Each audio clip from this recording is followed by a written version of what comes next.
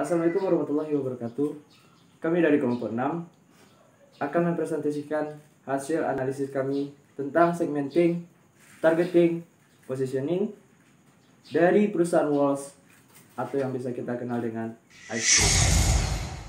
Baik, sebelum kita memulai pembahasan kita dalam video ini, ada baiknya kita berkenalan dulu dengan teman-teman yang ada di kelompok 6. Siapa saja orangnya?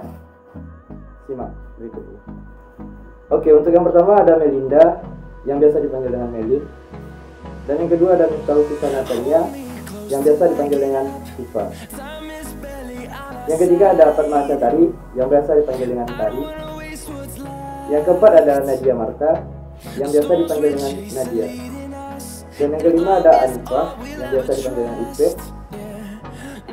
Yang keenam ada saya sendiri, Ahmad Indra, yang biasa dipanggil dengan Ahmad.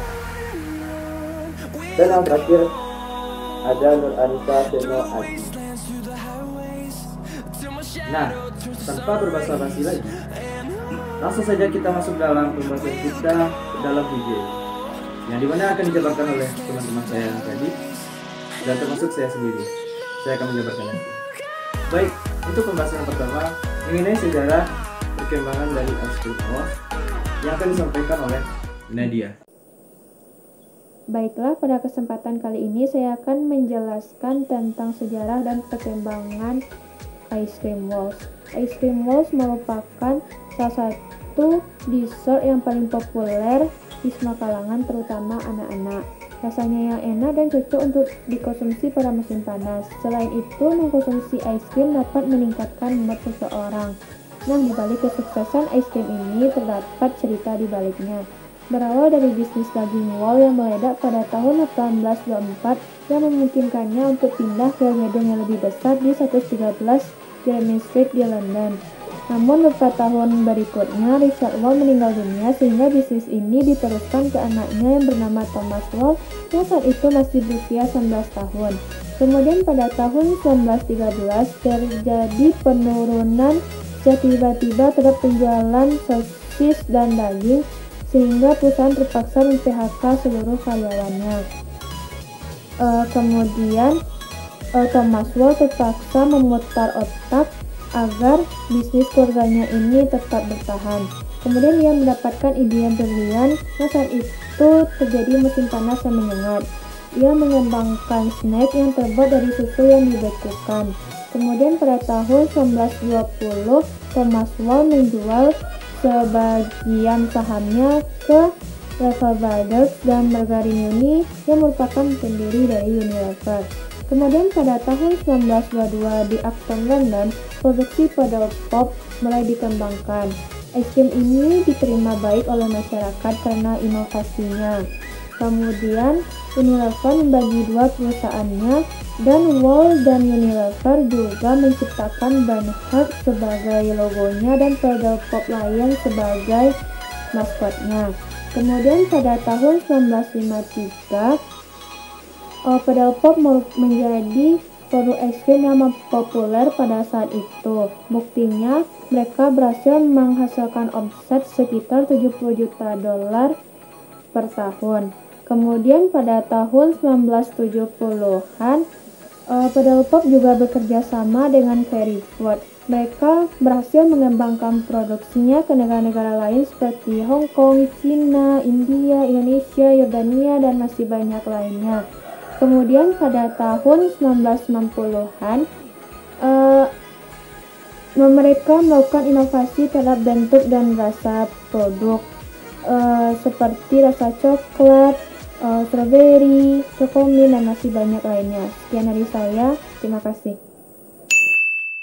Mengenai segmentasi pasar yang dilakukan oleh Ice Cream Walls, dalam hal ini akan disampaikan oleh Melin. Baiklah, selanjutnya saya akan menjelaskan tentang dasar segmentasi.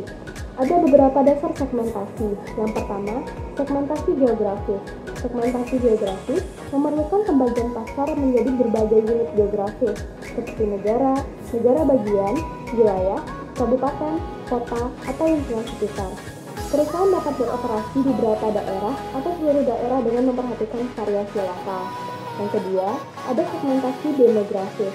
Dalam segmentasi demografis, kita mengelompokkan pasar berdasarkan variabel seperti usia, ukuran keluarga, jenis kelamin, penghasilan, pekerjaan, pendidikan, agama, ras, generasi, dan kelas sosial. Variabel demografis ini sangat populer karena berkaitan dengan kebutuhan dan keinginan konsumen serta mudah untuk diukur. Yang ketiga, ada segmentasi psikografis. Psikografi adalah ilmu untuk menggunakan psikologi dan demografi untuk memahami konsumen. Dalam segmentasi psikografis, pembeli dibagi menjadi beberapa kelompok berdasarkan kepribadian, gaya hidup, atau nilai. Orang-orang yang berada di dalam demografi yang sama bisa saja memiliki psikografis yang berbeda. Dan terakhir, ada segmentasi perilaku. Dalam segmentasi perilaku, pemasar membagi konsumen berdasarkan pengetahuan, sikap, penggunaan, atau respons terhadap sebuah produk. Misalnya saja, berdasarkan kejadian, kita dapat membedakan pembeli menurut kejadian ketika mereka memiliki kebutuhan, membeli produk, atau menggunakan produk. Contohnya, perjalanan udara dipicu oleh kejadian yang berhubungan dengan bisnis, liburan, dan keluarga. Selanjutnya adalah pembahasan mengenai analisis dari segmentasi pasar yang dijabarkan oleh Merin tadi, dan dalam kesempatan ini akan dijabarkan oleh Ica. Assalamualaikum warahmatullahi wabarakatuh. Nama saya Nur Anissa Senagi, nomor BP 1910522059, akan menjelaskan pembahasan selanjutnya mengenai segmentasi pasar produk es krim mall. Yang pertama ada segmentasi demografis. Indonesia yang merupakan negara beriklim tropis yang memiliki suhu rata-rata per tahunnya sekitar 28,5 derajat Celcius merupakan pasar yang cocok bagi produk es krim mall. Hal ini dikarenakan cuaca Indonesia yang cenderung panas. Selanjutnya ada segmentasi demografis berdasarkan usia. Segmentasi demografis usia dalam produk es krim mall adalah anak-anak, remaja sampai dengan orang dewasa. Hal ini besar tentang umur dalam segmentasi demografis usia pada produk es krim mall dikarenakan es krim mall memberikan image bahwa es krim mereka dapat dinikmati oleh semua kalangan umur, dan juga adanya kegiatan promosi yang melibatkan seluruh kalangan umur. Pun varian rasa dalam produk es krim mall dapat dinikmati oleh anak-anak, remaja maupun orang dewasa. Selanjutnya ada segmentasi demografis berdasarkan pendapatan. Segmentasi demografis pendapatan produk es krim mall adalah masyarakat dari kalangan menengah ke bawah sampai dengan menengah ke atas. Hal ini dikarenakan varian harga dalam produk es krim mall ada yang murah sampai dengan ada yang mahal, dari harga Rp3.000 sampai dengan harga Rp50.000. Hal ini menjadikan produk es krim mall adalah produk es krim yang dapat dinikmati oleh semua kalangan masyarakat. Selanjutnya, pembahasan materi targeting yang dilakukan oleh Es Krim Walls. Dalam hal ini akan disampaikan oleh IP. Baiklah, komponen yang selanjutnya adalah targeting. Targeting adalah bagaimana cara suatu perusahaan memilih segmen pasar yang beragam untuk dijadikan sebagai target pasar dari produk yang mereka hasilkan. Dalam menentukan target pasar ini, ada beberapa pilihan strategi yang bisa kita lakukan untuk memilih target pasar yang maksimal. Nah, yang pertama itu ada undifferentiasi targeting strategi, yang mana strategi ini ditujukan untuk pasar yang besar dengan kebutuhan yang serupa. Maka dari itu di dalamnya hanya akan ada satu jenis pemasaran yang diterapkan untuk melayani semua jenis pasar. Yang selanjutnya ada diferensiasi targeting strategi. Nah, strategi ini adalah strategi suatu perusahaan memproduksi berbagai produk dengan ciri-ciri yang berbeda, karena pada dasarnya konsumen lebih menyukai variasi produk yang beragam. Selanjutnya adalah konsentrasi targeting strategi, di mana perusahaan hanya berfokus menawarkan jenis produk tertentu dalam satu segmen yang dinilai paling berpeluang pada pasar. Dan yang terakhir adalah custom targeting strategi yang ditujukan pada pendekatan konsumen yang bersifat individual. Selanjutnya adalah pembahasan mengenai analisis dari targeting yang telah dijelaskan oleh IP tadi. Dalam hal ini akan disampaikan oleh Tari. Baiklah, saya Fatma Tari akan menjelaskan mengenai materi selanjutnya, yaitu analisis targeting pada brand walls. Sebagaimana yang telah dijelaskan sebelumnya, targeting merupakan proses mengevaluasi segmen-segmen pasar yang telah ditentukan sebelumnya, yang kemudian dilanjutkan dengan pemilihan segmen-segmen yang bersifat atraktif atau yang menarik. Penetapan target pada brand ice cream Walls ini menggunakan metode pemasaran yang tidak dibedakan. Itu artinya bauran pemasaran ditujukan kepada seluruh pasar. Sebagai contoh, kita ambil segmentasi pasar yang dilihat berdasarkan aspek demografis, khususnya usia. Walls tidak menentukan secara khusus target pasarnya berdasarkan usia. Walls menyadari bahwa ice cream juga dapat dinikmati oleh seluruh tingkat usia, mulai dari anak-anak, remaja, hingga dewasa. Nah, hal ini dapat dibuktikan dari pernyataan Walls yang dilansir dari website Walls itu sendiri sebagai berikut. Es krim Walls berjanji dengan bertanggung jawab sesuai dengan kebutuhan anak-anak, jadi seluruh anggota juga bisa menikmatinya. Walls membantu orang-orang memperbaiki kesehatan dan kebahagiaan mereka. Nah, dari pernyataan tersebut dapat kita simpulkan bahwa ice cream tidak hanya ditujukan kepada anak-anak saja, namun seluruh tingkatan usia, baik itu remaja bahkan dewasa. Kemudian, ice cream juga dapat meningkatkan mood seseorang apabila mengkonsumsinya. Selanjutnya, tidak hanya dilihat dari aspek demografi saja, segmen atraktif lainnya yaitu bisa kita lihat dari aspek pendapatan atau masyarakat. Walls memberikan penawaran harga terhadap produknya yang bisa dikatakan seluruh lapisan masyarakat bisa menjangkau atau bisa membelinya. Baik itu dari lapisan menengah ke bawah, lapisan menengah, hingga lapisan tertinggi. Walls menawarkan harga-harga yang bervariasi terhadap produknya mulai dari Rp3.000 hingga Rp30.000, sehingga masyarakat dari lapisan manapun akan dapat mengkonsumsi ice cream dari Walls. Selanjutnya, dapat kita simpulkan bahwa pola yang digunakan Walls dalam menentukan targetnya yaitu full market coverage. Itu artinya Walls berusaha untuk melayani seluruh tingkatan usia dan seluruh lapisan dalam masyarakat dengan penawaran produknya. Selain itu, tidak ada kelompok khusus yang dijadikan Walls sebagai target dalam penentuan targeting brand es krim Walls. Sekian dari saya serahkan kembali kepada moderator. Selanjutnya adalah pembahasan mengenai positioning yang dilakukan oleh ice cream Walls. Dan dalam kesempatan ini akan dijelaskan oleh Syifa. Materi selanjutnya adalah positioning. Positioning atau penempatan produk merupakan kegiatan menempatkan produk dalam persaingan dan menetapkan bauran dalam pemasaran sehingga terciptanya kesan yang diharapkan oleh konsumen. Menurut Kotler, ada 7 cara dalam penempatan produk. Yang pertama atribut, yang kedua manfaat, yang ketiga penggunaan, 4 pengguna, 5 pesaing, 6 kategori produk, dan yang ketujuh harga atau kualifikasi. Yang pertama adalah atribut.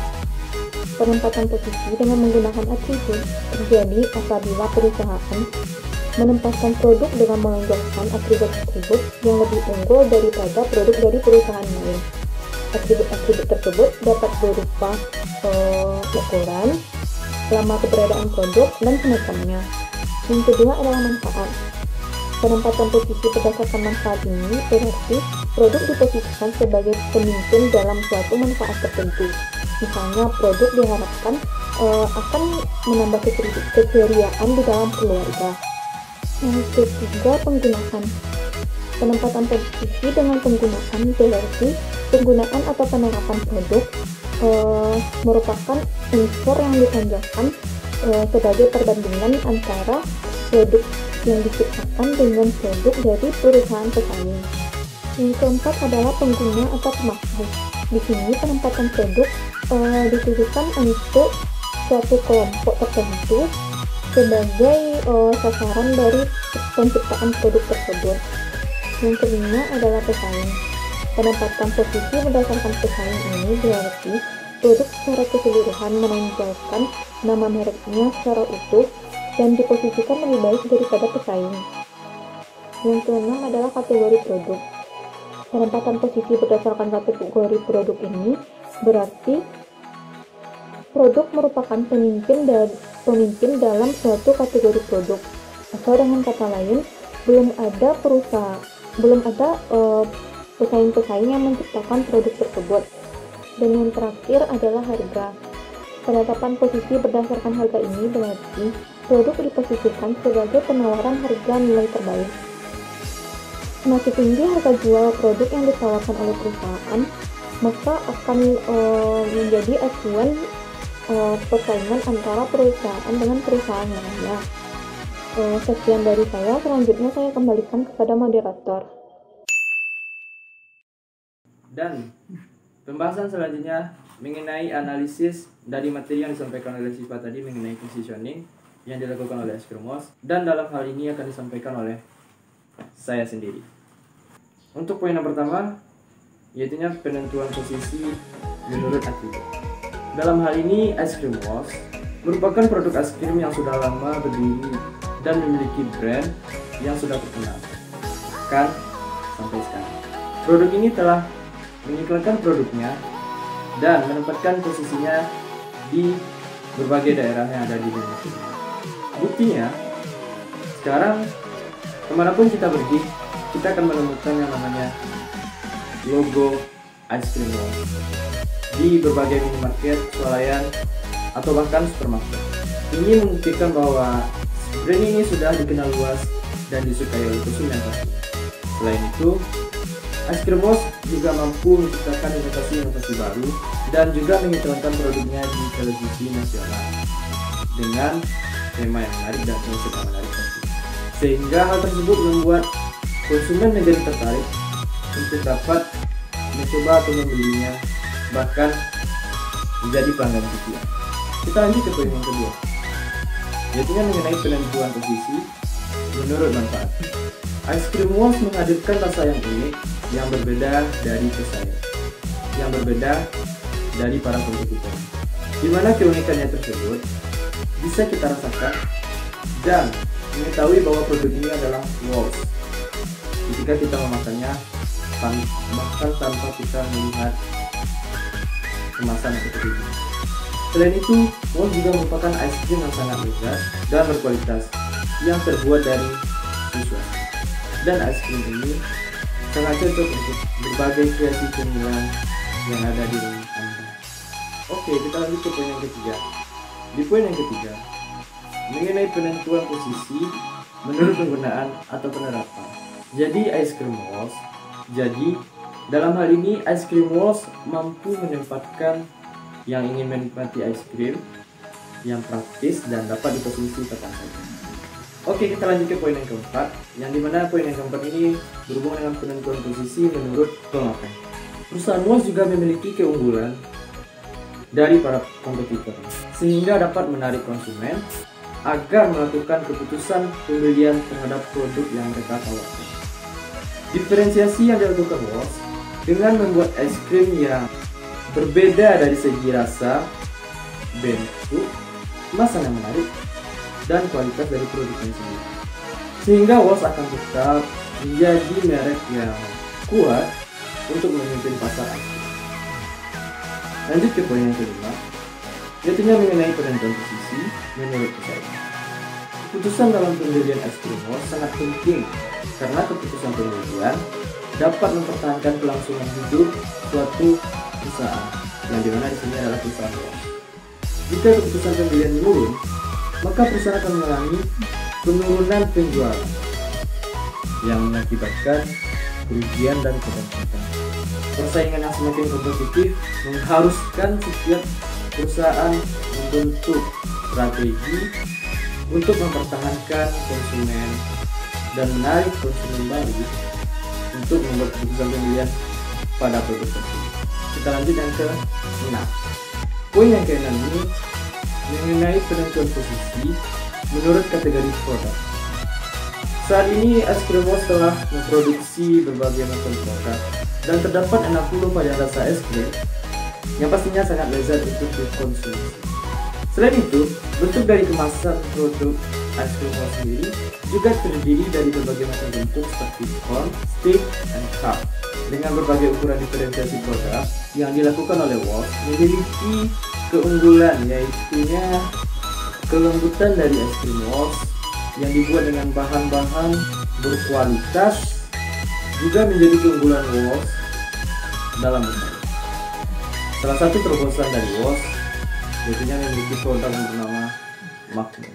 Produk Magnum ini memiliki ketebalan es krim dan lapisan coklat asli dari Belgia yang renyah pastinya, dan dipadu dengan topping dan es krim dengan berbagai varian rasa yang membuatnya memiliki keunggulan sendiri dibanding mereka.